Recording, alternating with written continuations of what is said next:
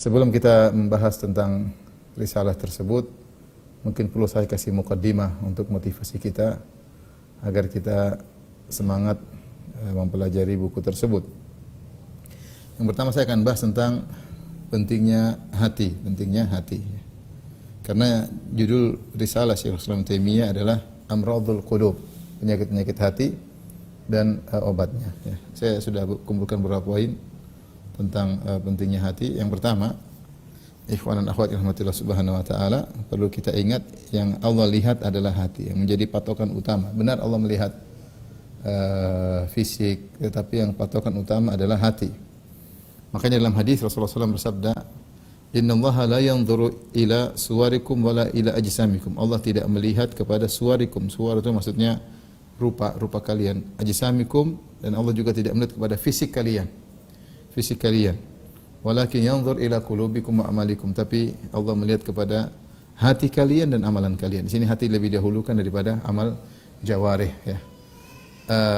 Fisik itu belakangan. Yang pertama dilihat oleh Allah Subhanahu wa taala adalah hati, ya. Oleh karenanya kita tahu bahwasanya ada orang-orang kafir, orang munafik yang mereka memiliki fisik yang menakjubkan, ya. Sebagaimana Allah sebutkan tentang orang munafik, ya, yu'jibuka ajsamuhum, ya. Ya, kalau kalian melihat mereka, maka penampilan mereka menakjubkan kalian. Wa yaqulu tasma' liqaulihim, ya.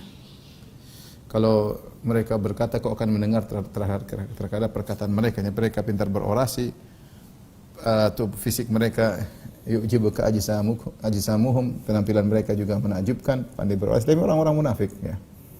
Yang penting hati, ternyata hati mereka hati yang sakit, ya. Kemudian juga Allah sebutkan dalam beberapa ayat, misalnya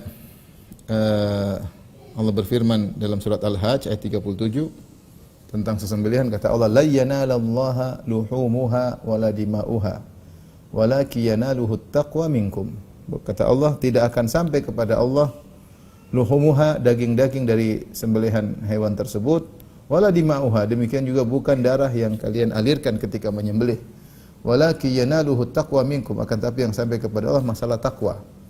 Artinya takwa yang lebih dahulu, ya. Baru kemudian dilihat. Karena kita tahu misalnya kita menyembelih hewan, tentu hewan yang sangat dianjurkan oleh syariat adalah yang paling banyak manfaatnya. Oleh karena yang semakin besar, semakin gemuk, semakin baik, ya. Tetapi yang pertama dilihat adalah hati. Kalau hati sudah rusak, percuma hewan tersebut banyak, ya, percuma hewan tersebut gemuk yang mau kita sembelihkan dan mau kita bagi-bagikan kepada fakir miskin. Yang pertama lihatlah takwa. Ketika kita menyembah, takwa atau tidak, ya. Makanya Allah mengatakan la yanalallaha luhumuha, tidak akan sampai kepada Allah dagingnya, wala dima'uha, tidak juga darahnya, walakin yanaluhu taqwa minkum, tapi takwa yang paling utama. Oleh karena ketika seorang menyembelih, dia harus ingat bahwasanya ketakwaan yang paling utama keikhlasan, ya, bukan pamer-pamer sapi saya yang paling besar, onta saya yang paling besar, kambing saya yang paling bagus, enggak. Itu nomor 2. Yang pertama lihat adalah ketakwaan. Jika ketakwaan sudah bagus, maka besarnya sembelihan, gemuknya sembelihan punya pengaruh dalam pahala. Tapi yang pertama adalah masalah hati. Demikian juga Allah berfirman dalam surat Asy-Syu'ara ayat 88-89, kata Allah Subhanahu wa taala, yauma la yanfa'u malun wala banun. Hari di mana, yaitu hari kiamat, la yanfa'u malun wala banun. Bahwasanya harta tidak bermanfaat, anak-anak pun tidak bisa menolong. Illa man atallaha biqalbin salim. Ketika di dunia yang paling menolong kita adalah harta kita bisa gunakan untuk membela diri kita. Anak-anak, ya, yang selalu menjaga orang tuanya sehingga seorang bangga memiliki anak-anak yang hebat. Tapi hari kiamat tidak.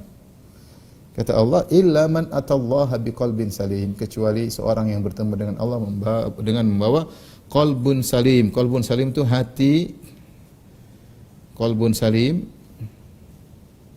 di antara maknanya yaitu hati yang selamat dari penyakit-penyakit. Yakinlah kalau hati kita berpenyakit pada hari kiamat, kita celaka. Karena di sini Nabi Ibrahim menyampaikan hal ini dalam Al-Qur'an, ya. Illa man atallaha biqalbin salim. Kecuali orang yang bertemu dengan Allah dengan hati yang bersih, dengan hati yang bersih. Allah sendiri memuji Nabi Ibrahim dengan berkata, "Idz jaa'a rabbahu wa inna min syi'atihi la Ibrahim idz jaa'a rabbahu biqalbin salim." Ya. Dan di antara pengikut Nabi Nuh adalah Ibrahim, ya. Idz jaa'a rabbahu, yaitu yang juga berdakwah kepada tauhid adalah Ibrahim, idz jaa'a rabbahu biqalbin salim, yang datang kepada Rabbnya dengan hati yang bersih, selamat dari penyakit-penyakit. Tapi ini menunjukkan perhatian kita terhadap hati adalah sangat penting, terutama untuk membersihkan hati. Perkara yang kedua, ikhwan dan akhwat yang dirahmati Allah Subhanahu wa taala, para ulama mengatakan yang lebih afdal adalah amalul qulub, yang paling afdal adalah amalul qulub daripada amal jawarih. Amal jawarih itu maksudnya amalan anggota tubuh. Maka pembahasan tentang amal qulub lebih utama, perhatian terhadap amal qulub, tentang amalan hati lebih utama. Amal yang benar bagaimana, penyakit bagaimana yang harus dibersihkan agar amal itu menjadi sempurna. Ibnu Qayyim rahimahullah berkata, a'malul qulub hiyal asal wa a'malul jawari taba'un wa mukammilatun. Bahwasanya amalan hati itu adalah landasan, adalah pokok. Amalan hati itu, kata Ibnu Qayyim, a'malul qulub hiyal asal, dia adalah landasan. Wa amalul jawari, adapun amalan anggota tubuh hanyalah taba', itu pengikut, dan mukammilah, sekedar penyempurna. Kemudian beliau mengatakan, innan niyata bimanzilatir ruh wal amal bimanzilatil jasad. Niat itu, amalan hati seperti ruh, adapun amal fisik seperti jasad. Jadi niat seperti ruh, amal jawari anggota itu seperti jasad. Jasad lil a'dha, bagi anggota tubuh. Makanya kalau seandainya ruh meninggalkan jasad, maka rusaklah ruh jasad tersebut. Kemudian beliau berkata, fa ma'rifatu ahkamil qulub, maka mengenal tentang hukum-hukum terkait dengan hati, ahammu min ma'rifati ahkamil jawarih, lebih utama dari mengenal hal-hal yang terkait dengan anggota tubuh. Dan cukuplah sabda Nabi sallallahu alaihi wasallam, beliau bersabda, innal fil jasadi mudghah, sungguhnya dalam tubuh kita ada segumpal daging. Idza saluhat saluhal jasadu kulluh wa idza fasadat fasadal jasadu kulluh ala wahiyal qalbu. Kata Nabi SAW, dalam tubuh ada segumpal daging, yaitu hati. Ya. Jika hati baik, kata Nabi SAW, jika dia baik, maka baik pula seluruh anggota tubuh. Jika dia buruk, buruk pula seluruh anggota tubuh. Ya. Yaitu jika hati baik, maka baik pula seluruh tubuh. Seluruh tubuh. Dan sebaliknya, ini sabda Nabi SAW. Oleh karenanya, tidaklah seorang melakukan kebajikan yang nampak diproyeksikan dari fisik dia, kecuali ada kebaikan dalam hatinya. Ya, kalau itu dia tulus maksudnya. Dan tidaklah seorang melakukan keburukan, ya, kemaksiatan dengan anggota tubuhnya, baik dia tidak menjaga pandangan, baik dia tidak menjaga pendengaran, atau dia mungkin melakukan dosa-dosa yang lain, kecuali pasti ada rusak dalam hatinya. Pasti. Itu adalah karena anggota tubuh ini hanyalah nunduk kepada hati. Kita tidak bergerak kecuali ada hati yang memerintah. Maka tidak ada kebaikan yang kita lakukan kecuali hati yang memerintah. Tidak ada keburukan yang kita lakukan kecuali ada penyakit. Ya, ada penyakit. Maka rusaknya amalan anggota tubuh adalah indikator yang kuat bahwasanya hati ada bermasalah, ada penyakit dalam hati. Maka penting bagi kita untuk perhatian terhadap amalan hati, ya, supaya terproyeksikan, diekspresikan dengan amalan-amalan anggota tubuh. Ini menunjukkan bahwasanya kita harus perhatian tentang amalan hati. Dan di antara buku yang paling penting adalah bukunya Syekhul Islam Ibnu Taimiyah rahimahullah taala, risalah singkat tentang Amradul Qulub wa Shifa'uha, penyakit hati dan obatnya. Kemudian di antara hal yang mendukungkan hal ini, pentingnya amalan hati. Ternyata amalan-amalan hati yang bersih sebab masuknya surga. Banyak dalil menunjukkan bahwasanya amalan hati yang bersih adalah sebab masuk surga. Contoh seperti tentang sahabat yang tidak hasad,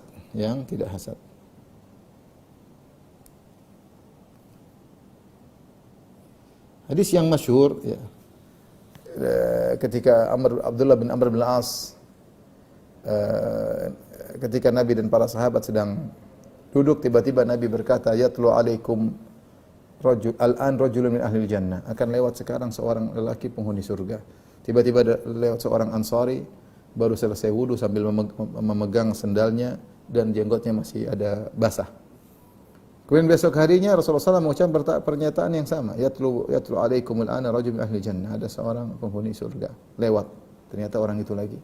Hari ketiga Rasulullah mengucapkan ucapan yang sama. Yatlu alaikumul ana rajul min ahli jannah. Akan muncul sekarang lewat kalian seorang lagi penghuni surga. Orang itu juga akhirnya Abdullah bin Amr bin As radhiyallahu anhu penasaran, maka dia pun mengikuti orang tersebut. Akhirnya dia Abdullah bin Amr bin As bersandiwara, dia berkata, sungguhnya ada masalah antara saya dengan orang tuaku. Bolehkah kalau kau tidak merepotkan, saya ingin tidur di rumahmu. Yaitu Abdullah bin Amr bin As ingin mengecek apa sih amal orang ini. 3 hari dia tidur bersama orang tersebut, tidak ada amal yang istimewa. Tidak ada amal yang istimewa. Ya. Maka hampir Abdullah bin As meremehkan dia.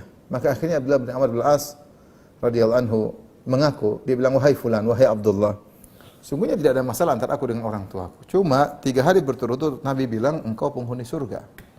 3 hari berturut-turut Nabi bilang engkau penghuni surga. Maka apa amalmu? Orang tersebut mengatakan, ma hiya illa ma ra'ait. Tidak ada ma huwa illa ma ra'ait. Tidak ada amal yang diriku yang aku lakukan kecuali yang kau lihat. Itu yang 3 hari kau bersama, itulah amalanku. Abdullah bin Amr bin As radhiyallahu anhu bingung, amal apa? Biasa-biasa tidak ada yang istimewa. Kata Abdullah bin Amr bin As radhiyallahu anhu, falamma wallait nadani. Tatkala aku pergi hendak meninggalkan dia, maka dia panggil. Kata dia, wahai fulan, wahai Abdullah, tidak ada amalku kecuali yang kau lihat. Hanya saja aku tidak pernah hasad ya kepada kenikmatan yang Allah berikan kepada siapapun. Subhanallah. Ini orang masuk surga karena punya amal yang luar biasa, tidak hasad, dan itu tidak mudah. Maka yaitu penyakit hati ini hilang dari dirinya dan luar biasa. Aku tidak pernah hasad. La ahsudu ala nikmatin an'amallahu, ya, tidak pernah aku hasad kepada nikmat yang Allah berikan kepada siapapun. Ketika mendengar hal tersebut, maka Abdullah bin Amr bin As berkata, hadzal ladzi la nutiquhu. Ini yang tidak bisa kita lakukan, ini yang berat. Artinya dia masuk surga karena tidak hasad. Contoh lagi, seperti wanita yang berkulit hitam yang masuk surga karena sabarnya. Sabar, amalan hati luar biasa. Abdullah bin Abbas pernah berkata, ala adullukum ala imra'atin min ahlil jannah. Maka aku tunjukkan kepada kalian seorang wanita penghuni surga. Siapa dia? Hadhil mar'atus sauda. Atatin Nabiy sallallahu alaihi wasallam, wanita berkulit hitam. Secara fisik berkulit hitam. Dia datang kepada Nabi sallallahu alaihi wasallam. Dia berkata, ya Rasulullah, inni usra wa inni atakashaf. Fadu'ullaha an yashfiyani. Ya Rasulullah, aku ini terkena penyakit sara, ya penyakit ayan, atau dia mengatakan kerasukan jin, atau kena penyakit ayan sehingga dia tidak bisa mengontrol dirinya. Wa inni atakashaf, namun jadi masalah kalau aku sedang terkena penyakit, aku tersingkap sebagian auratku terlihat.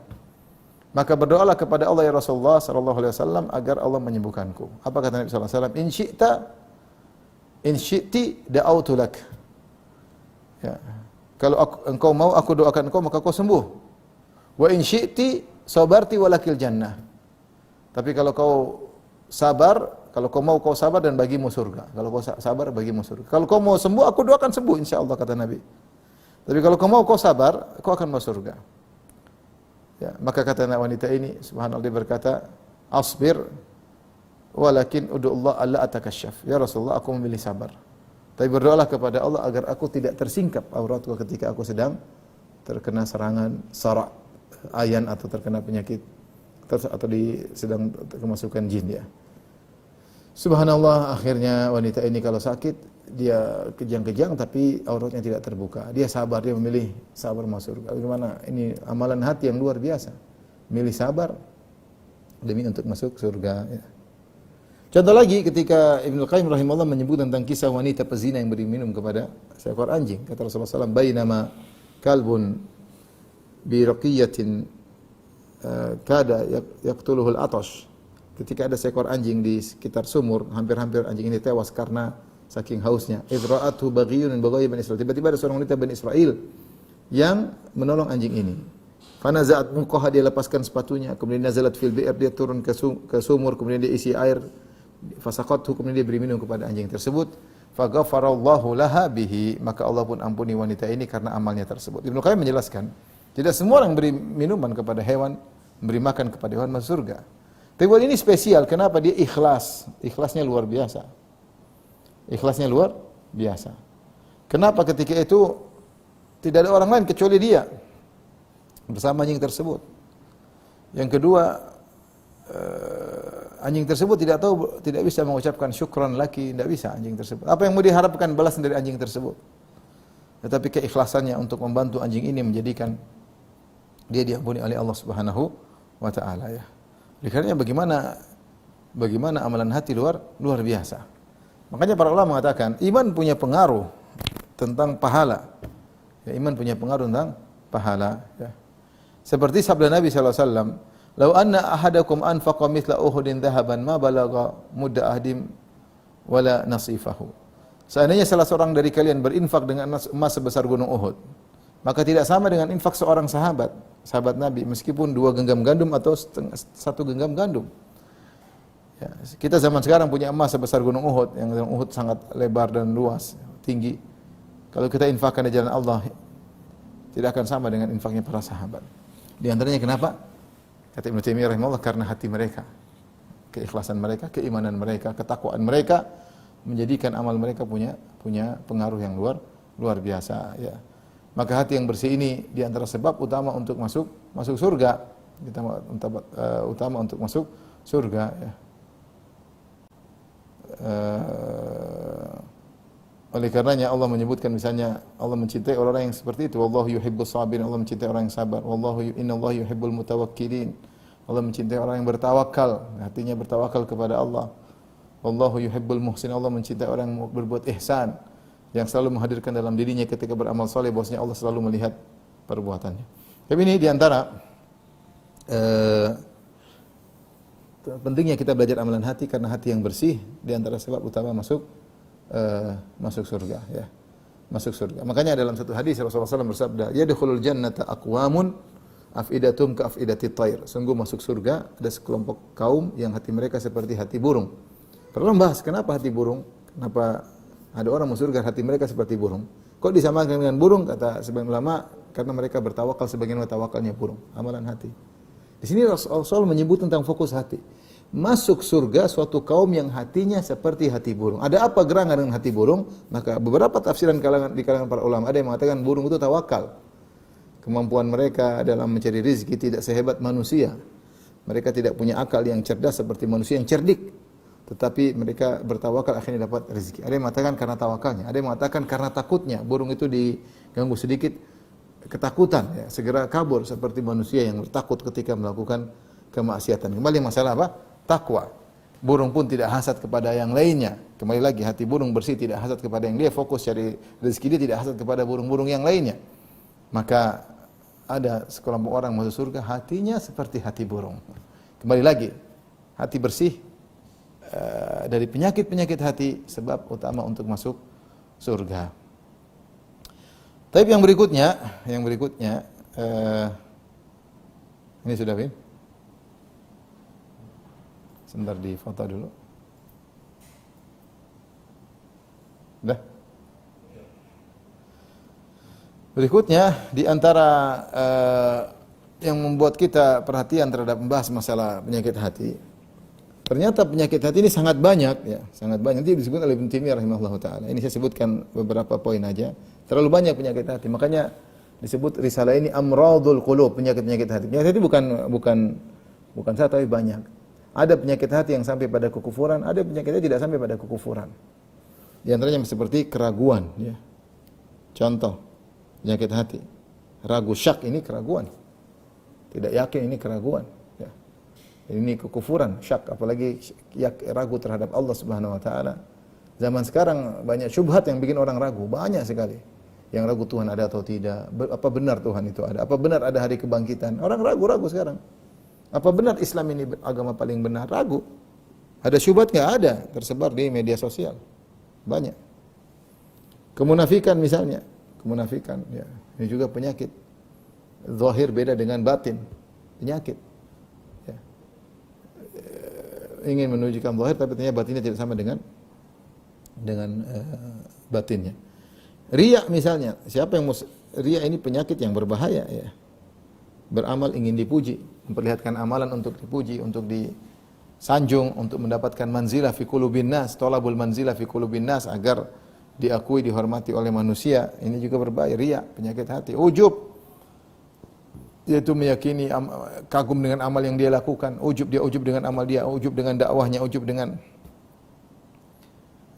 ilmunya, ujub dengan sedekahnya, ujub merasa dirinya hebat. Tidak pantas dia kagum dengan amal solehnya sementara yang dia lakukan masih penuh banyak dengan kekurangan, ya. Atau ujub dia merasa dia berhasil karena pinternya, karena pengalamannya. Ini juga berbahaya.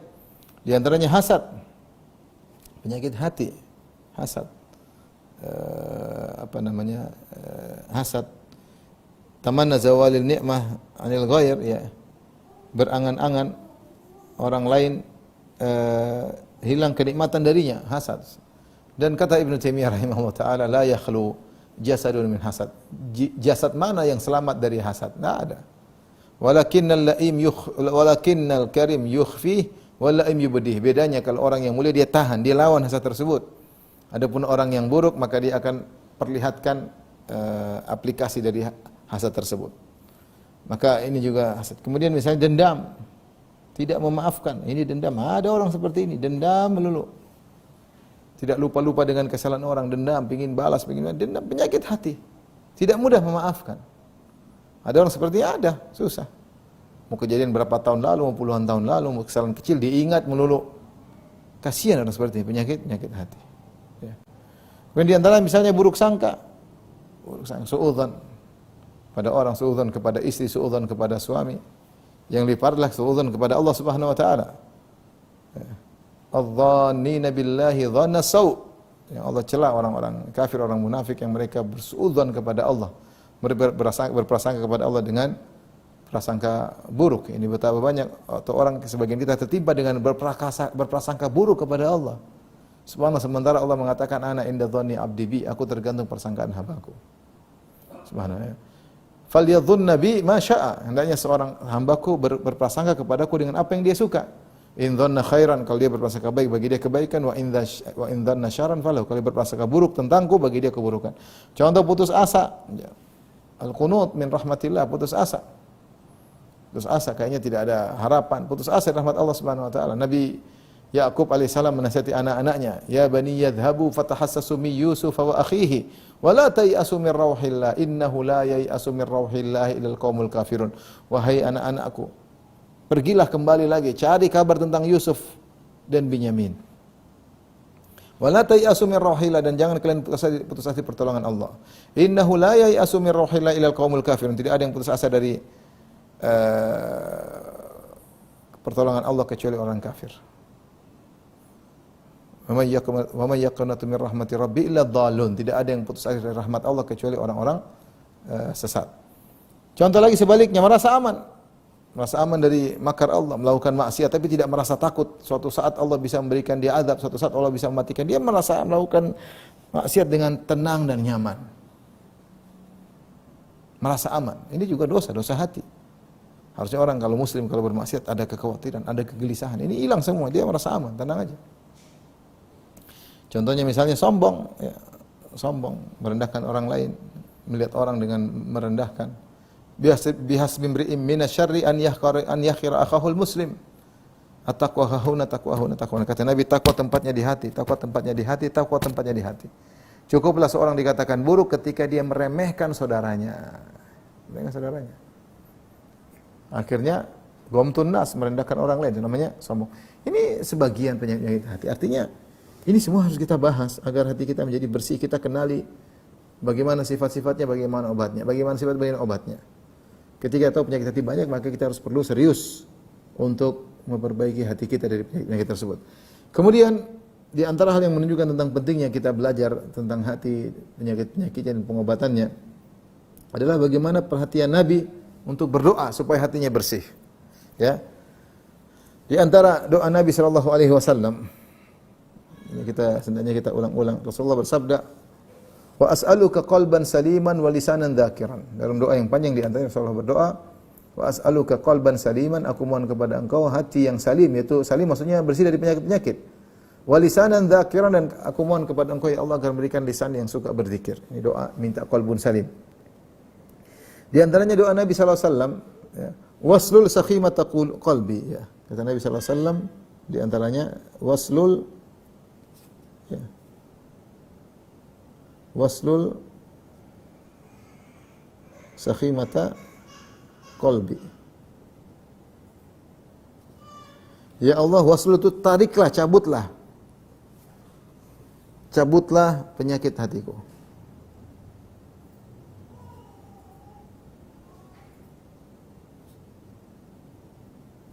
Nabi berdoa agar terhindar dari penyakit hati. Rasulullah kalau ada penyakit hati cabutlah. Ya. Rasulullah juga berdoa, ya muqallibal qulub tsabbit qalbi ala dinik. Ya wahai pembolak-balik hati manusia. Tsabbit qalbi ala dinik, kokohkanlah hatiku di atas agamamu. Kokohkanlah hatiku di atas agamamu. Subhanallah ya, kokohkan hatiku di atas agamamu. Ini Nabi yang khawatir dengan hatinya. Sampai istrinya berkata, ya Rasulullah, Anda sering sekali baca doa ini. Ya, padahal kita tahu siapa Nabi. Nabi SAW hatinya sudah dibersihkan oleh Jibril. Diambil hatinya Nabi sampai 2 kali. Pertama kali ketika Nabi masih berusia 4 tahun, datang Jibril, belah hatinya dibersihkan.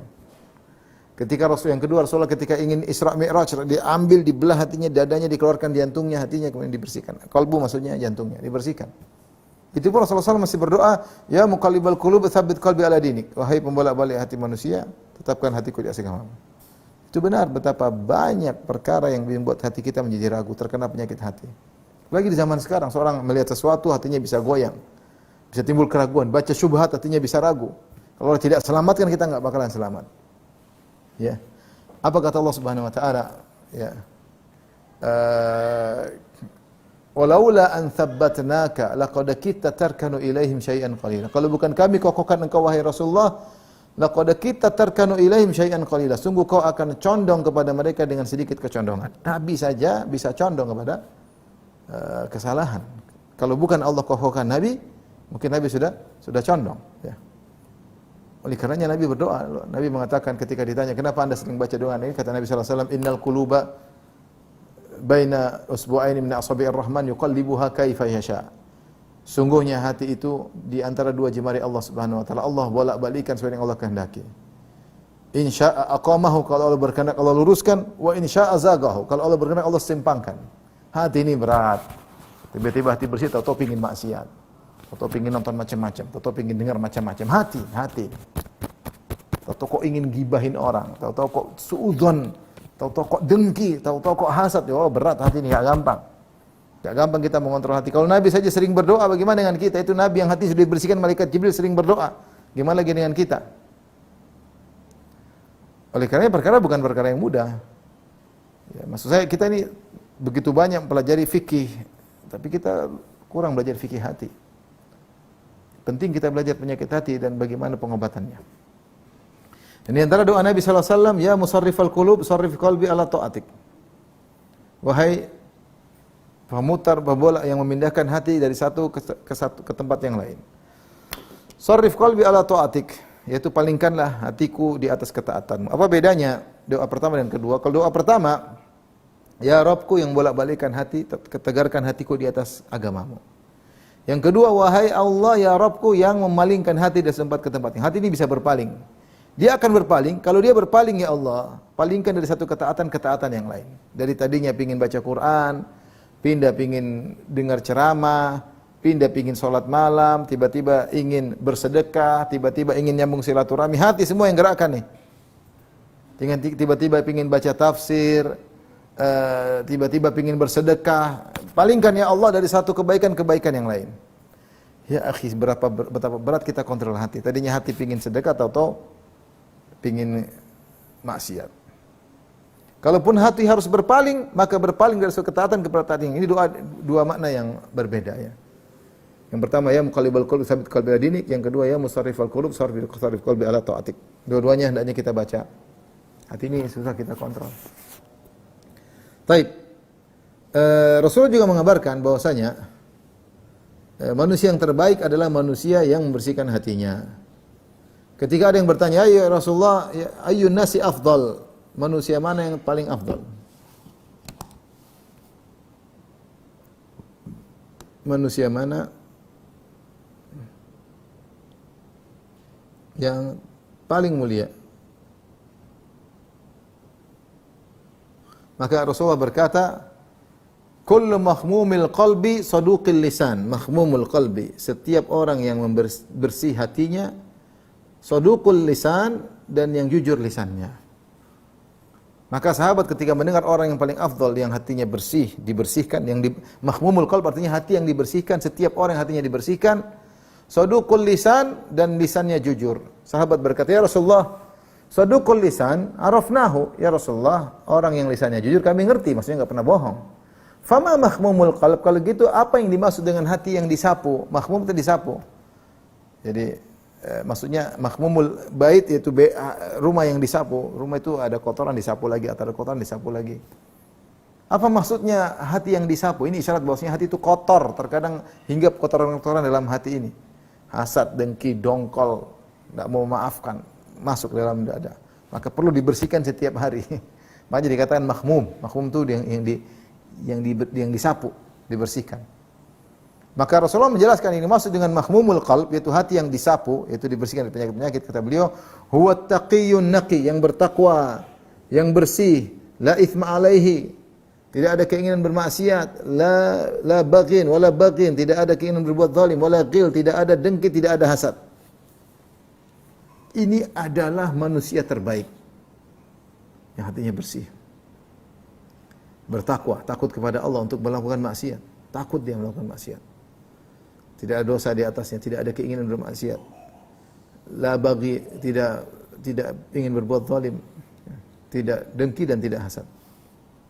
Ternyata ini adalah manusia yang terbaik dan bersihkan hatinya.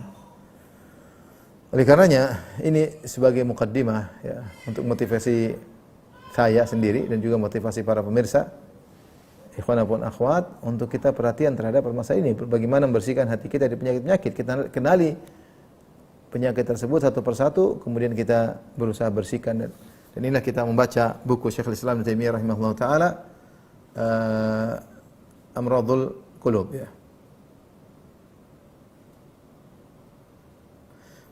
Termaktub dalam Majmu' Fatawa jilid 10 ayat 91. Saya bacakan. Kita bacakan mukaddimah dari buku ini. Qala Syekhul Islam Taqiyuddin Ahmad Ibnu Taimiyah rahimahullah taala. Berkata Syekhul Islam Ibnu Taimiyah rahimahullah taala, Alhamdulillah nasta'inuhu wa nastaghfiruhu wa na'udzu billahi min syururi anfusina. Segala puji bagi Allah, kami mohon pertolongan kepadanya. Wa nastaghfiruhu, dan kami mohon ampunan kepada Allah. Wa na'udzu billahi min syururi anfusina. Kami berlindung kepada Allah dari keburukan jiwa kami. Wa min sayyiati a'malina, dan dari kejelekan amalan-amalan kami.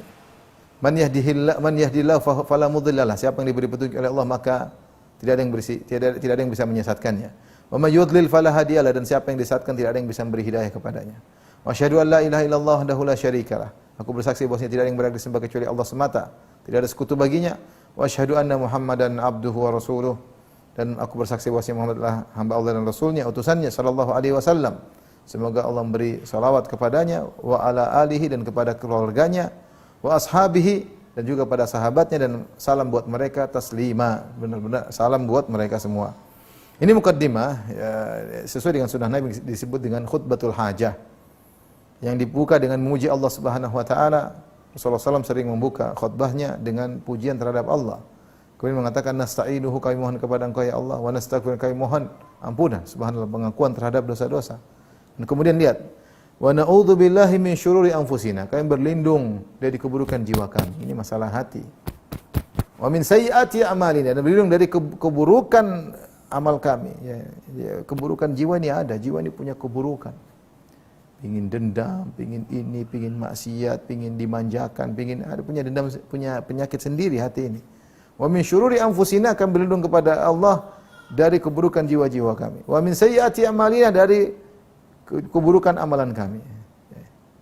Terkadang kita fokus melihat keburukan orang. Terkadang kita berusaha menilai hati orang, sementara hati kita sendiri bermasalah. Kita sendiri berlindung dari keburukan jiwa kita dan berlindung dari amalan-amalan kita. Kemudian benar-benar ketundukan kepada Allah, pengakuan segala hidayah di tangan Allah. May yahdillahu fala mudhillalah. Siapa yang Allah beri petunjuk, maka tidak ada yang bisa menyesatkannya. Satu dunia berusaha menyesatkan kamu, menebarkan syubhat sebanyak-banyaknya. Kalau Allah ingin kau dapat hidayah, tidak akan bisa ada yang bisa beri kesesatan. Ini luar biasa.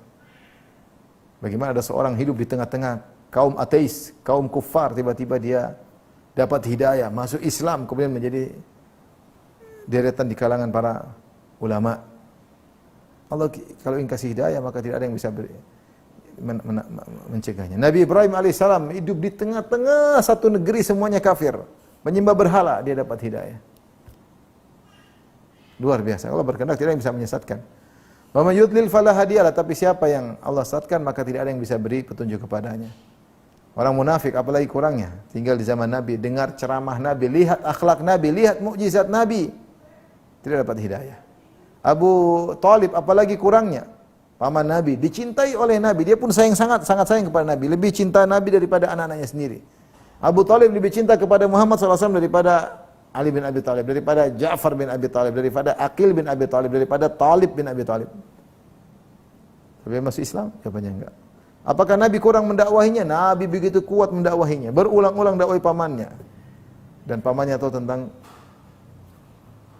benarnya agama Islam. Tetapi kalau Allah tidak kasih hidayah, tidak ada yang bisa beri petunjuk. Ini benar-benar menunjukkan bagaimana pengakuan semuanya di tangan Allah. Aku bersaksi tidak ada yang berhak disembah kecuali Allah semata, dan bersaksi Muhammad adalah utusan Allah. Kemudian beliau berkata, faslun, fasal fi maradil qulub wa shifaiha, tentang penyakit hati dan obatnya. Obat amradil qulub, maradil qulub wa shifaiha, yaitu tentang penyakit hati dan obatnya. Maka beliau setelah itu menyebutkan tentang dalil-dalil bahwasanya hati itu bisa sakit, disifati sakit. Jadi ada hati yang salim, hati yang sehat, ada hati yang sakit, ada hati yang mati. Hati itu ada macam-macam, ada yang sehat seperti qalbun salim, Allah sifati qalbun salim. Ada yang hati yang mati, ada hati yang sakit. Sakit ini ada yang bisa membunuh, ada yang bisa sekedar sakit tidak sampai mematikan. Beliau menyebutkan qala Allah Ta'ala 'anil munafiqin. Allah berfirman tentang orang munafikin, fi qulubihim marad. Sungguh dalam hati mereka ada penyakit. Fazadahumullahu maradha, maka Allah semakin menambah penyakit hati mereka. Di sini Allah mensifati hati dengan qalbu, dengan sakit.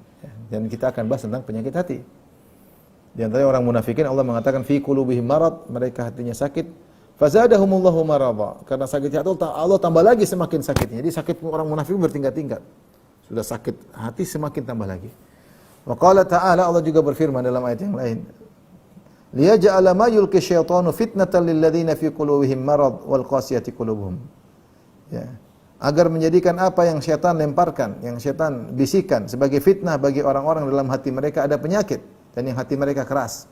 Syaitan tuh bisik-bisikan syubhat, bisikan, tapi yang mudah menerima hati yang sakit.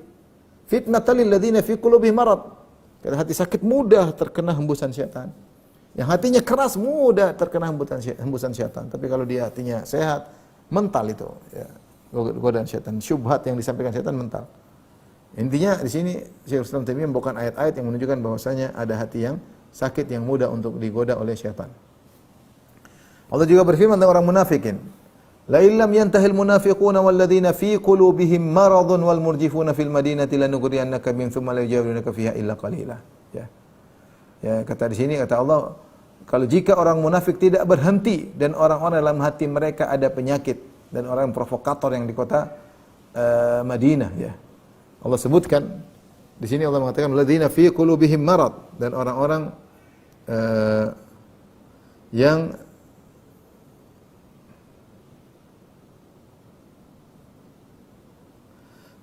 yang murjifun, yang hati, walladzina fi qulubihim marad, surah Al-Ahzab ayat 60. Walladzina fi qulubihim marad, orang-orang yang hatinya ada penyakit, wal murjifuna fil Madinah, yaitu orang-orang yang provokator yang menyebarkan berita-berita dusta. Lanughriyannaka bihim, sungguh kami akan perintahkan engkau wahai Muhammad untuk merangi mereka, thumma la yujawirunaka fiha illa qalila, dan mereka tidak akan bertinggal bersama kalian wahai Muhammad di kota Madinah kecuali hanya sebentar saja. Tapi di sini intinya Allah mensifati ada walladzina fi qulubihim marad, orang-orang yang dalam hati mereka ada penyakit. Demikian juga ayat yang lain Allah berfirman, la yartabal ladzina utul kitaba wal mu'minun, orang-orang yang diberi Alkitab tidak ragu dan juga orang mukmin tidak ragu. Wal yaqulul ladzina fi qulubihim marad, dan agar orang-orang dalam hati mereka ada penyakit berkata, wal kafirun, demikian orang kafir, madza aradallahu bihadza mathala, apa maksud Allah dengan buat perumpamaan ini? Di sini Allah menyebutkan ada orang kafir yang mungkin hatinya mati dan ada orang yang hatinya sakit dua kelompok ini berkata, buat apa Allah membuat perumpamaan ini? Ini dalil tentang bahwasanya ada hati-hati yang sakit. Setelah itu Ibnu Taimiyah rahimahullah juga menyebutkan tentang ada obat bagi hati yang sakit. Kata Allah, "Qad ja'atkum mau'izatun min rabbikum wa shifaa'un lima fis sudur wa huda wa rahmatul lil mu'minin." Ini ayat penting ya. Surat Yunus ayat 57 ya. Jadi kita sebutkan hati ya, ada yang salim, ada yang mati, ada yang sakit. Dalilnya tadi Ibnu Taimiyah sebutkan banyak sekali. Banyak dalil yang menunjukkan hal ini. Menunjukkan hati yang sakit. Tetapi ingat, ada juga obat buat hati yang sakit. Seperti Al-Quran, kata Allah dalam surat Yunus ya, 10 ayat 57. Kata Allah Subhanahu wa taala, "Ya ayuhan nasu qad ja'atkum mau'izatun min rabbikum." Wahai manusia sekalian, telah datang mau'izah, peringatan, ujangan dari Rabb kalian, yaitu Al-Qur'an, wa syifaa'un lima fis sudur. Allah mengatakan wa syifaa'un lima fis sudur. Itu obat bagi penyakit hati.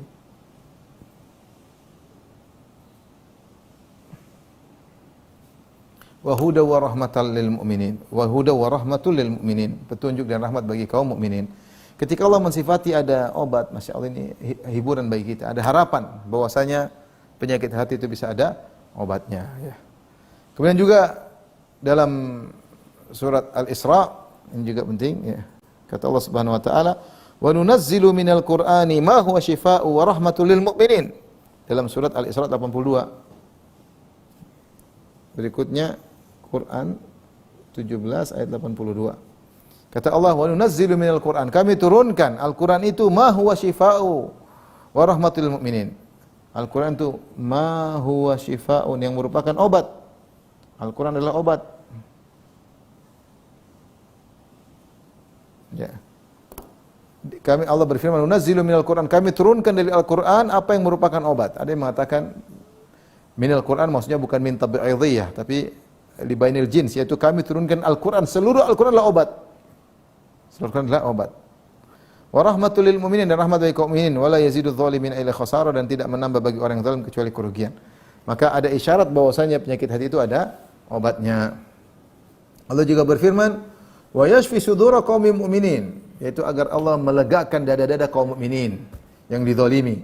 Wa yudhiba ghaidha qulubihim, agar kejengkelan hati mereka bisa pergi. Jadi Allah juga mengobati agar hati kaum mukminin menjadi lapang karena kejengkelan mereka bisa hilang. Ini juga menunjukkan Allah mengobati hati kaum mukminin. Tapi ini semua dalil bahwasanya ada namanya sakit, hati bisa sakit, dan ingat ada juga obatnya, Setelah itu Syekhul Islam Taimiyah rahimahullah taala mulai menyebutkan dua model penyakit ya. Saya sudah ringkaskan, perhatikan saya bacakan. Beliau pertama disebut tentang penyakit badan. Wa maradul badan, adapun penyakit badan, khilafu sihhatihi wa salahihi, yaitu lagi tidak sehat dan lagi tidak kondusif dan lagi tidak baik, badan lagi sehat, lagi sakit. Wa huwa fasadun yakunu fihi, yaitu ada penyakit, ada kerusakan dalam badan tersebut. Yafsudu bihi idrakuhu wa harakatuhu tabi'iyah. Adalah penyakit badan itu ada kerusakan, ketidaknormalan, ya. Ada kerusakan tidak normal, dan kerusakan atau tidak normal tersebut ada dua model. Pertama, yafsudu bihi idraku harakatuhu. Yang pertama, indranya, idraknya, daya tangkapnya rusak. Ini rusak. Yang kedua, harakatuhu at-tabi'iyah, sifat-sifat badan juga rusak. Ini bisa penyakit dalam badan ada dua, kadang indranya, daya tangkapnya rusak, kadang sifat-sifat tabiat badan tersebut rusak, tidak normal. Kemudian beliau sebutkan, fa idrakuhu imma an yadhhab kal ama wa samam, wa imma an yudrika al asya' ala khilafi ma hiya alaihi. Kama yudrikul hulwa murran wa kama yukhayyalu ilaihi asya', yukhayyalu ilaihi asya'u la haqiqata laha fil kharij. Kata dia, adapun rusak secara idrak, kata Ibnu Taimiyah ini bicara tentang penyakit badan, karena dia ingin mengkiaskan dengan penyakit hati.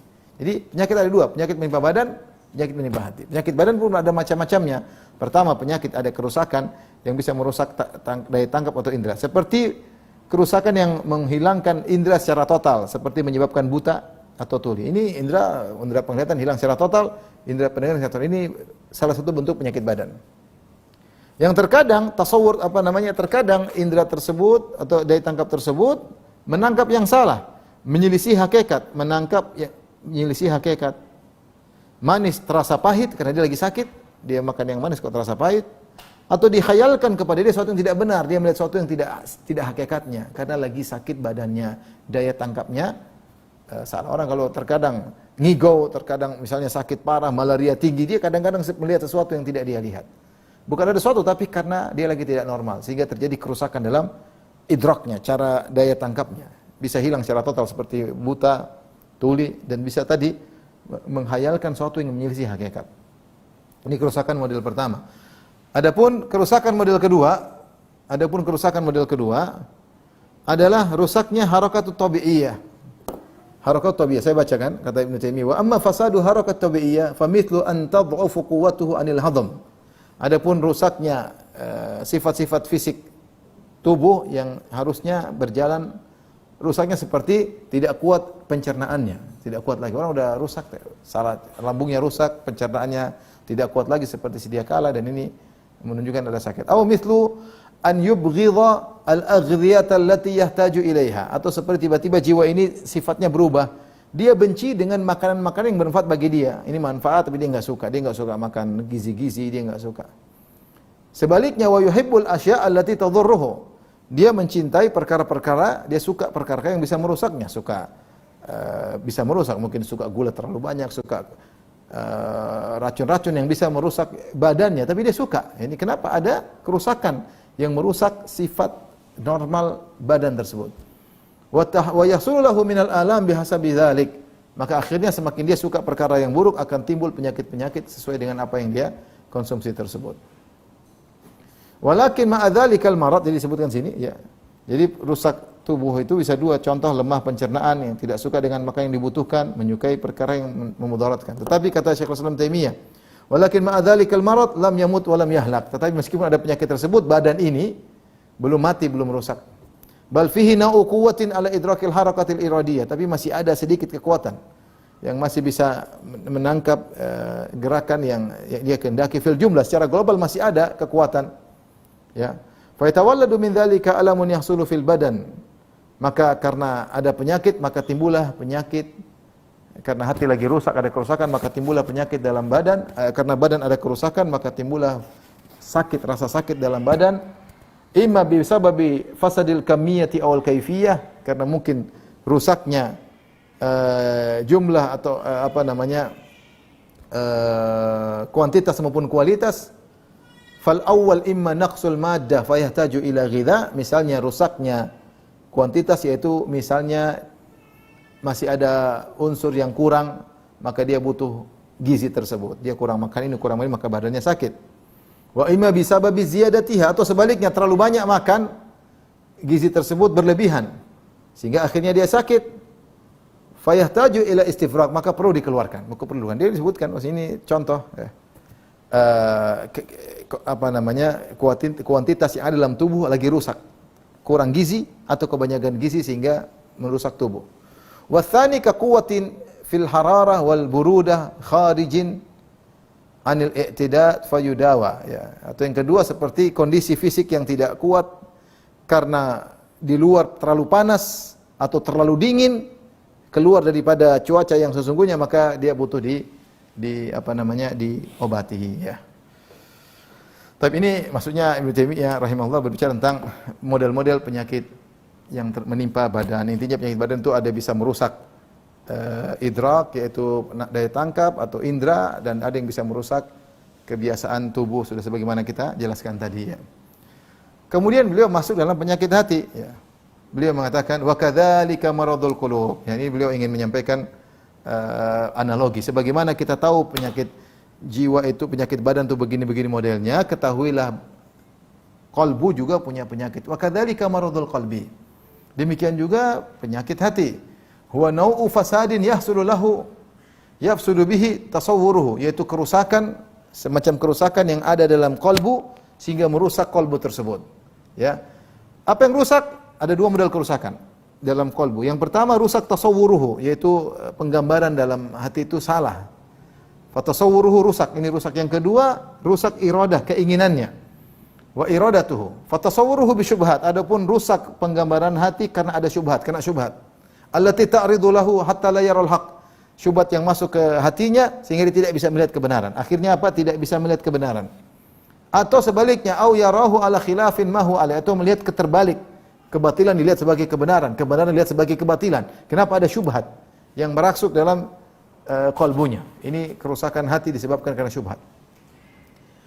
Atau yang kedua, merusak iradahnya. Wa iradatuhu bihaitsu yubghidul haq. Keinginan hati jadi rusak karena apa? Akhirnya membenci kebenaran yang bermanfaat. Yubghidul haqqan nafi'. Gara-gara iradahnya rusak, keinginan hati rusak, akhirnya dia benci kebenaran yang bermanfaat. Wa yuhibbul batilad dar. Sebaliknya malah cinta dengan kebatilan yang beri mudarat. Falihada yufassarul maradu taratan bisyak. Oleh karenanya penyakit hati terkadang ditafsirkan oleh para ahli tafsir dengan asyak raib, yaitu tentang keraguan. Ya. Kama fassara Mujahid, sebagaimana Mujahid wa Qatadah menafsirkan firman Allah, fi qulubihim marad, dalam hati mereka ada penyakit, ay syak, ada keraguan dalam hati, dalam penyakit ada dalam hati mereka, ya. Wa taratan yufassaru bi syahwati zina. Terkadang ditafsirkan dengan syahwat. Fi qulubihim marad, sungguhnya dalam hati mereka ada penyakit, maksudnya syubhat. Syahwatu zina, ingin berzina. Kama fusira bi qauluhu, sebagaimana ditafsirkan firman Allah, fayatma alladzi fi qalbihi marad, maka orang yang dalam hatinya punya penyakit akan condong kepada suara wanita yang mendayu-dayu. Maksudnya penyakit syahwat. Maka yang menimpa merusak, di antaranya merusak hati ada dua, yaitu syubhat dan syahwat. Syubhat dan syahwat, ya.